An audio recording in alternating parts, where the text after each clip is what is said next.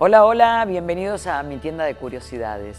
Ustedes saben que hace un tiempito atrás inauguramos esta nueva sección en Bonaerense para contarte detalles que hacen al quehacer de la provincia, leyendas, personajes y todo lo que tiene que ver con nuestra adorada provincia de Buenos Aires. Aquí estamos. Bienvenidos a todos. ¿Vamos?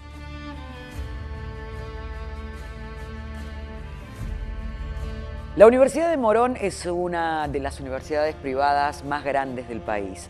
Posee 10 facultades y una escuela superior. En ellas se dictan 100 carreras de grado, más de 100 carreras de grados y 19 posgrados. La universidad fue fundada el 18 de mayo de 1960 e inicialmente funcionaba en la Sociedad Italiana de Socorros Mutuos y luego en la escuela número 3. Actualmente posee un moderno edificio en el cual se encuentra la Biblioteca Pública Mariano Moreno y también, por supuesto, un complejo polideportivo.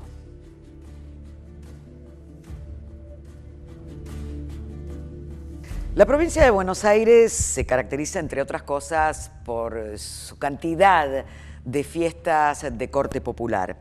Las hay de cuanto animal y vegetal crezca y se reproduzca en la provincia de Buenos Aires. El partido de San Andrés de Giles, que fue fundado en 1832, cuando surgieron los jueces de paz, tiene una muy particular, que es la fiesta del chancho asado, que se realiza desde el año 1999 y dura 4 días. Son, por supuesto, días de danzas, días de folclore, días de escuchar buena música y, por supuesto, de ver parrillas humeantes.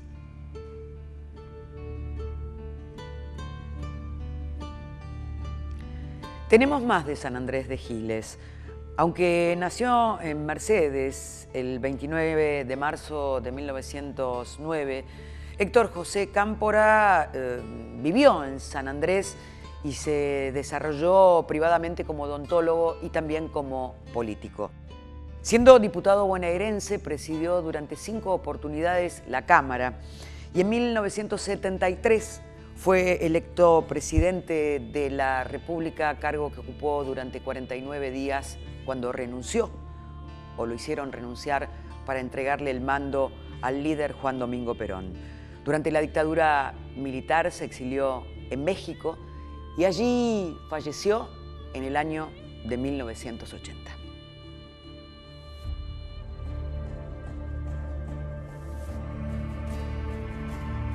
Si bien es una zona intensa de actividad agrícola ganadera, Necochea en el inconsciente colectivo está considerada una zona de playas, de mar y viento.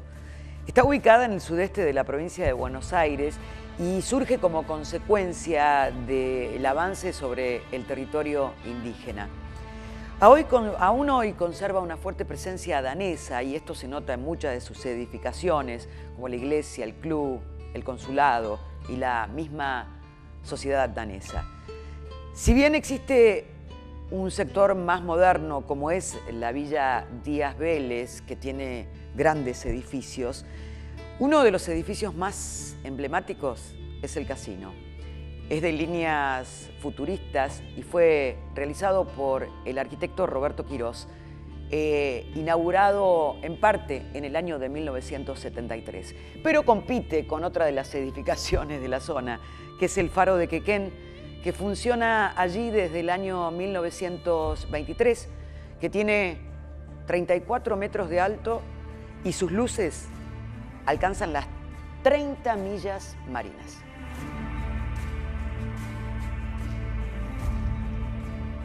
Los pagos de Areco y Ricardo Huiraldes parecen líneas perpendiculares que se cruzan en algún punto. Don Segundo Sombra es ese punto. Varios lugares y especialmente el museo y el parque están dedicados al escritor.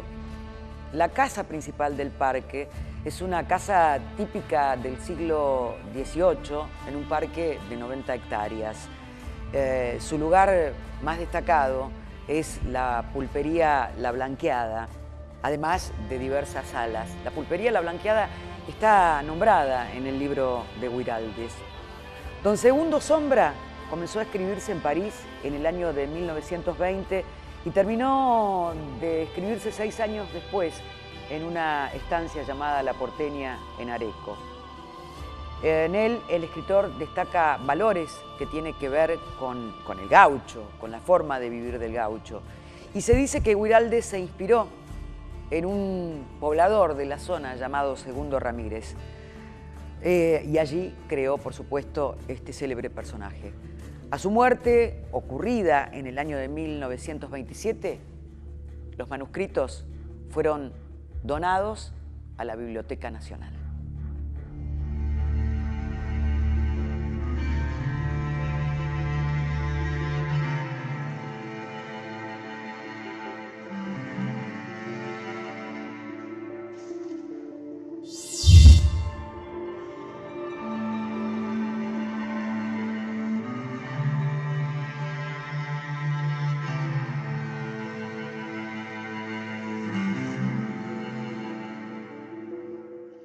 Estamos en el Museo Libres del Sud, creado por la Dirección de Museos de la provincia de Buenos Aires.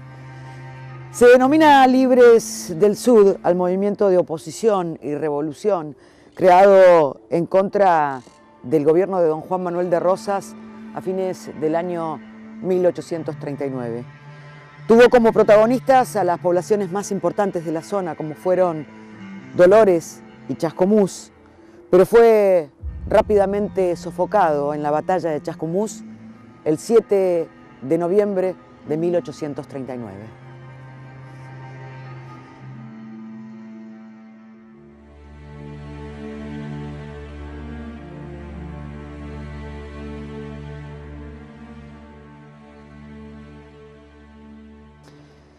El gobernador Rosas fue electo para ese cargo en el año de 1835, otorgándole la suma del poder público y contando con el apoyo de los sectores populares, los sectores medios, el ejército y los ganaderos. El apoyo de estos últimos parecía eficazmente sólido porque en principio el gobierno de Rosas estaba apoyado en un modelo agroexportador que claramente defendía sus intereses. Pero esto de pronto cambiará cuando la flota de guerra francesa bloquee el Río de la Plata. Claro, Juan Manuel de Rosas resistirá a esas presiones, pero rápidamente irá ganando enemigos. Entre ellos se encontraban los románticos de la generación del 37, que eran admiradores profundos del estilo francés. Y por supuesto, los ganaderos que encontraron que no podían vender sus mercaderías por a través del Río de la Plata. Vamos a otro asterisco, que es un poco aclarar conceptos que tienen que ver, como para que después vos profundices, ¿no? De esto se trata. Y reciente nombrábamos la generación del 37. Podemos decir que la generación del 37 es hija de la Revolución de Mayo de 1810. ¿Y por qué decimos esto? Porque en general son todos hombres nacidos para ese entonces, que en el año de 1821, con la gobernación de Rivadavia, empezarán a ser educados en el Colegio de Ciencias Morales, un colegio que hoy es el Colegio Nacional Buenos Aires, y que le permitió a muchos hijos de buenas familias educarse aquí en la Argentina, en el territorio de nuestro país. Estos hombres, amantes de la Revolución de 1810, consideraban un poquitito que la revolución no estaba bien hecha, pero también se consideraban personajes lejanos a la conquista de 1492. Ellos, de la mano de Marco Sastre, en el año 1937 van a crear el Salón Literario. Hombres que admiran las letras, el romanticismo francés, el romanticismo alemán, y que el romanticismo inglés, por cierto, y que van a empezar con rasgos literarios. Uno de ellos, el más destacado, fue tal vez Esteban Echeverría, hombre que en un principio, te decía, empiezan a ser como literatos, Marco Sastre, Esteban Echeverría, Juan Bautista Alberdi, Gutiérrez, Miguel Cané padre. Ellos empiezan escribiendo literatura, pero finalmente empiezan a interesarse también por la política y también por lo que querían para el futuro de esta nación, a la que consideraban dividida en dos partes. De hecho, estaba dividida en dos partes, entre unitarios y federales. Ellos hablaban de la regeneración de la juventud. Ellos hablaban de aspectos, hasta ese momento tal vez desconocidos, en los hombres de campo de la Argentina. Lo que pasa es que al introducirse, al meterse de lleno en lo que es la política y salir del Salón Literario de 1937 de Marco Sastre, que te decía en un principio, a los 6 meses el Salón Literario deja de existir para empezar a existir subrepticiamente bajo el nombre de Asociación de Mayo, haciéndole profundas críticas al gobierno de Rosas y aliándose con los unitarios hasta cierto punto. Una unidad que no vendrá de la mano de Echeverría, quien fue corrido lentamente, sino de la mano de Gutiérrez, junto con Rivera Indarte. Rivera Indarte, un unitario ubicado en Montevideo, de los más críticos del gobierno de Rosas. Debería profundizar mucho para contarte cuestiones que tienen que ver con esta cuestión del Salón Literario, de la Asociación de Mayo, pero cabe destacar que estos hombres que tienen su desarrollo en esta década del 30, en la década del 40, pondrán efectivamente sus ideas a partir de 1852, con la caída de Rosas y con la llegada de Urquiza al poder.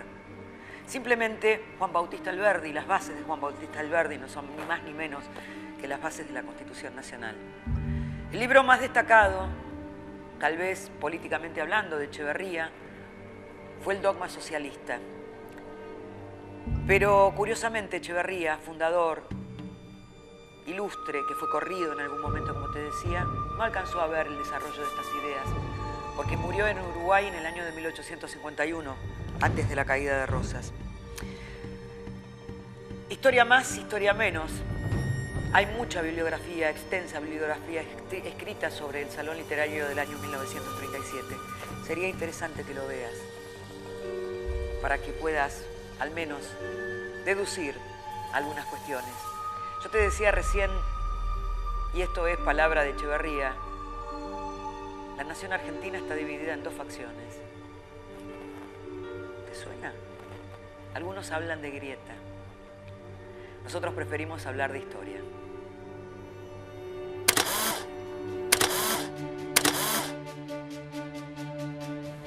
El bloqueo significó la interrupción, al menos parcial, de las ventas al comercio exterior.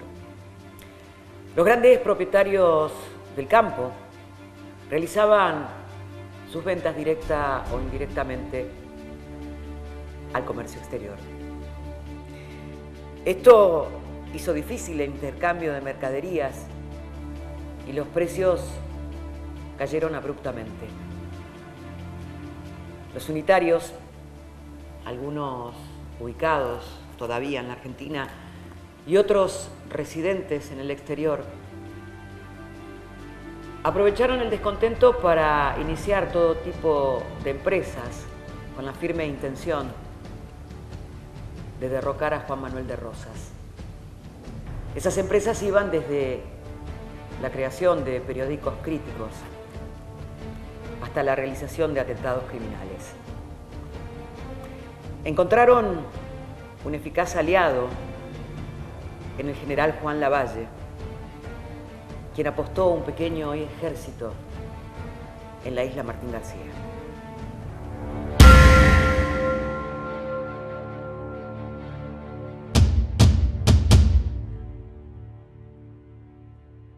En la ciudad de Buenos Aires se formó un grupo de conspiradores que planearon derribar a Rosas de su gobierno por medio de un golpe de Estado.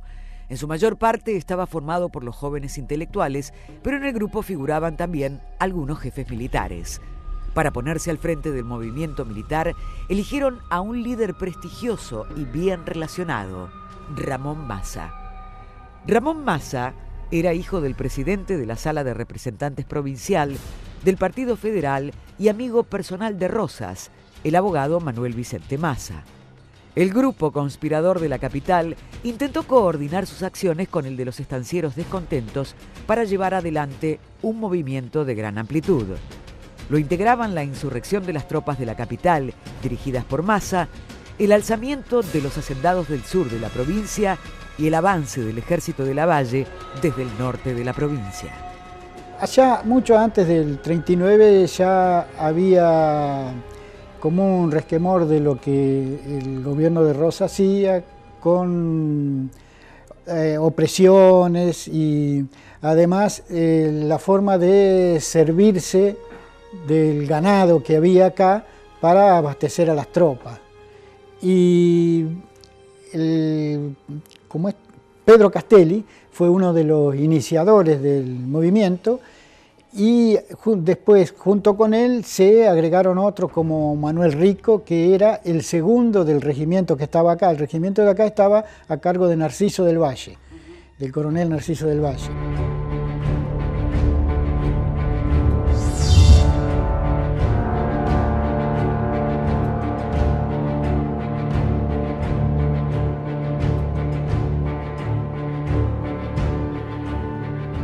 Lavalle llega y desembarca en el Rincón de Ajó, lugar donde actualmente se encuentra la localidad de General Lavalle.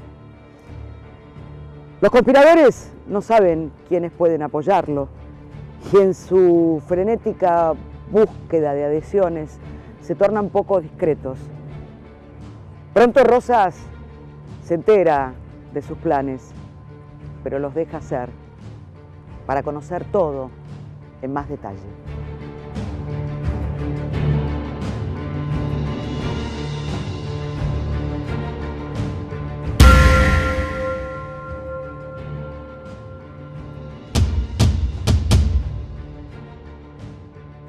Rosas respondió ordenando al juez de paz de Dolores que le enviara presos a los conspiradores más destacados. La idea era saber más, pero el juez de paz adujo no conocer a ningún conspirador. Por su parte, los líderes del movimiento reunían periódicamente a los gauchos en sus estancias con la excusa de tareas rurales y fiestas y los adiestraban en sus ideas revolucionarias. Dado que los gauchos idolatraban a Rosas, sus planes debieron ser presentados en forma bastante ambigua. Como todo político tuvo su favor y su contra.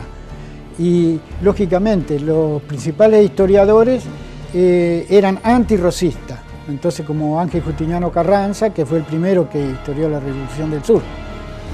Y justamente, como decía, el levantamiento se produjo ante la opresión del gobernador.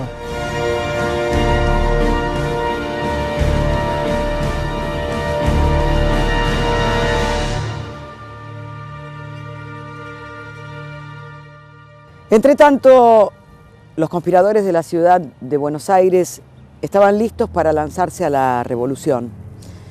Pero en este caso, Rosas decidirá accionar y tomará como prisionero a Ramón Massa. Su padre intentará salvarlo y será asesinado en su despacho de la legislatura mientras firma su renuncia. Nunca se supo quién lo había asesinado, si habían sido los antirrosistas o si habían sido los federales sublevados. Al día siguiente, el 28 de junio de 1839, Ramón Massa es fusilado y sus compañeros conspiradores de Buenos Aires huyeron. Sin Massa, sin los Massa y sin Lavalle, que estaba detenido en Entre Ríos, la conspiración se queda sin líderes. Y es así que aparecen Pedro Castelli, hijo del héroe independentista Juan José Castelli, Manuel Leoncio Rico, un oficial al que no le caía del todo bien Rosas, y contarán con la ayuda del experimentado Ambrosio Kramer, un hombre que había luchado en la tropa de Napoleón Bonaparte y que también había estado con San Martín y Belgrano, que era vecino de aquí de la zona, en lo que es el actual Lezama. aún entre tantos contratiempos, el grito de Dolores estaba al llegar.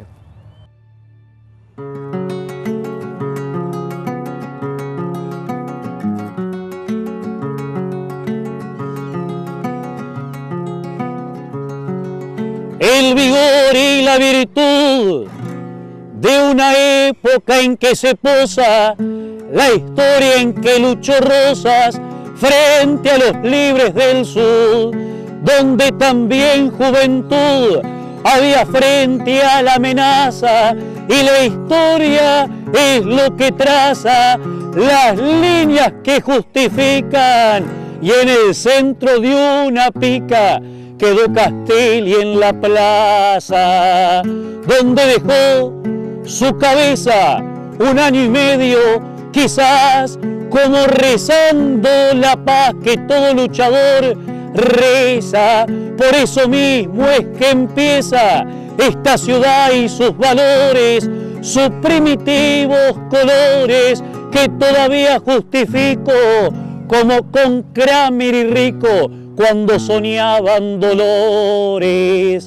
La Virgen constituía el rezo de las personas que habitaban esa zona cuando Dolores nacía. El restaurador quería seguir sembrando dolor hacia el primer poblador de diferente calibre, pero pedían los libres la libertad con honor. Pasó el tiempo y la memoria aún lo sigue recordando, porque así se va pasando cada año de nuestra historia. Dolores tiene la gloria de la Virgen que creyó, que bendijo y que luchó a todos los pobladores, y este pueblo de Dolores entre cenizas surgió.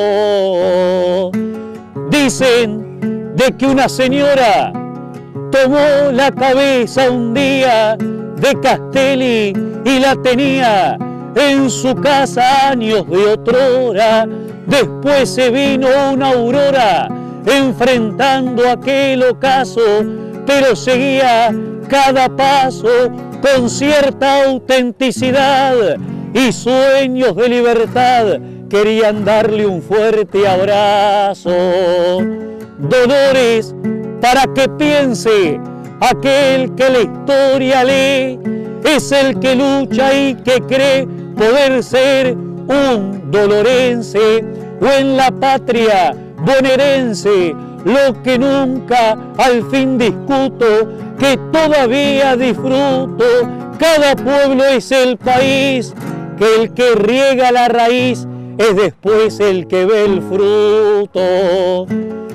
Juan Manuel de Rosas quiso restaurar sin restaurar, pero se aprendió a luchar con coraje y compromiso en el sueño que idealizó de primeros pobladores, los primitivos señores que lograron con virtud ser esos libres del sur para que esto sea Dolores.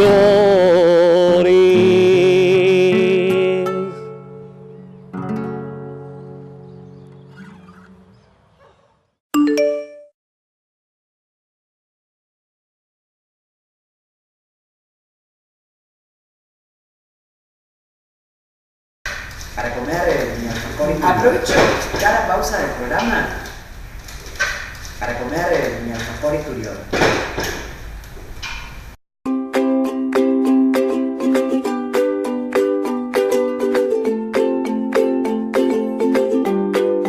Esturión elabora alfajores, bocaditos y chocolates. Además, tiene alfajores para celíacos, mermeladas y otros productos más. Abierto todo el año, nos podés encontrar en Chiosa 2206, esquina Esquiú. Alfajores Esturión, elaborados en San Bernardo para todo el mundo.